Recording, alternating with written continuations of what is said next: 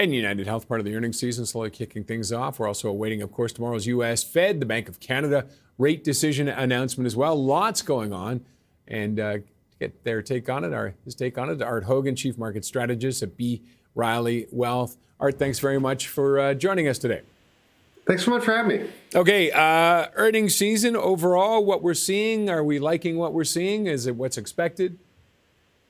Certainly liking what we're seeing. Interestingly, the first week always kicks off with the financials for us in earnings season, and they all were across the board better than expected. But most of the names came in at or near all-time highs, which makes that reaction function a bit difficult. So you spin forward to the second week, and you had a broader spectrum of S&P 500 companies that reported, but less than 1%. This week is the week where we're really in the Super Bowl of earnings. We've got 135 S&P 500 companies reporting from a vast variety of sectors, and I guess people will be watching the most closely some of the Mag 7s, of which we have 4 over the course of the next 2 days reporting. And I think that the interesting thing about the Mag 7s is none of them are coming in at or near all-time highs. There's been quite a reset where a lot of these names haven't done much in a couple of quarters. So I think you have the opportunity to see some upside movement. We're starting to sniff that out today in some of the tech stocks, and certainly the NASDAQ outperforming the S&P.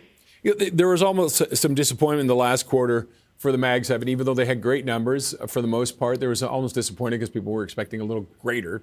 Will this kind of calm things down and people will take a more sober look at it? Yeah, Roger, I think there's 2 things going on. I think there's those companies that are actually investing in artificial intelligence, the hyperscalers that are developing large language models to get to the ultimate dream of agentic artificial intelligence, that are doing that with mostly free cash flow. And those companies put up great numbers and get rewarded for it. But those companies that are actually trying to build out that artificial intelligence dream but are taking on a lot of debt just aren't rewarded the same way.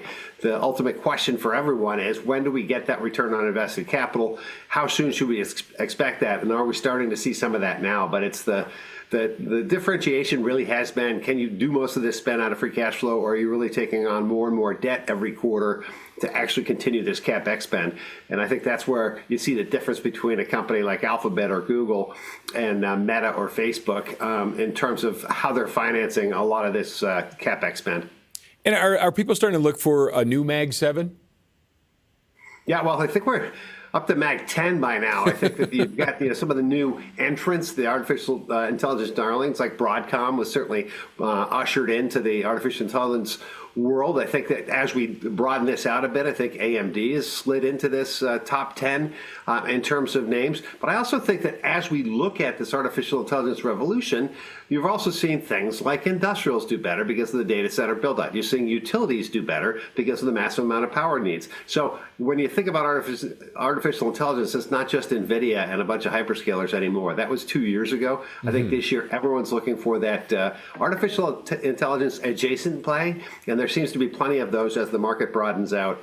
And I imagine people are starting to want to look for the companies that are actually using AI and really benefiting from it.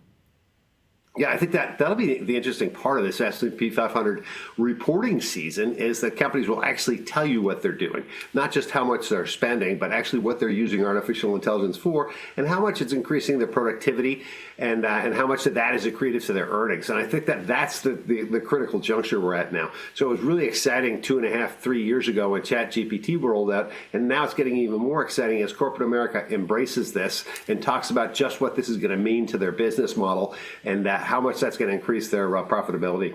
And is there one sector more than the other that's kind of leading the way on that? Well, I'm telling you, in the early timeframes, I think that the sector that's going to benefit the most likely are the financials. So the adoption of artificial intelligence in all things financials, whether it's the money center banks, the investment banks, the regional banks, I think there's the first mover advantage for the financials that are increasing their productivity straightforward. And you're already seeing that in some of the hiring patterns, the just out of college analyst. Those numbers are coming down. Productivity is going through the roof, and the ability to put out things to get M&A transactions done and to get companies listed publicly, the time to get to market is shortened up a lot. So I think financials are one of the early beneficiaries there, but I don't think it's limited to that. I think there's 11 sectors in the S&P 500. Each and every one of them will have some adoption of artificial intelligence through the course of the next year or two that's going to increase their profitability and certainly increase their productivity. All right, let's jump over quickly to the Fed and the Bank of Canada rate decisions tomorrow. It looks like going to be stand pat.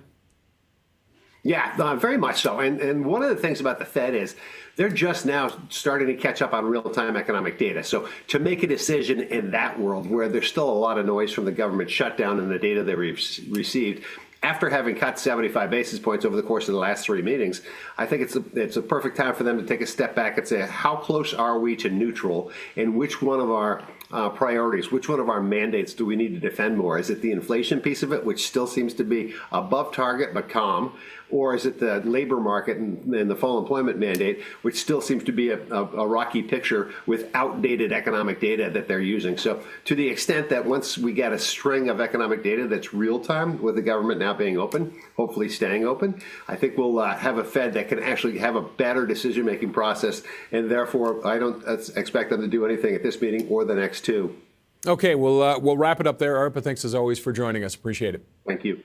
Art Hogan is Chief Market Strategist at B. Riley Wealth.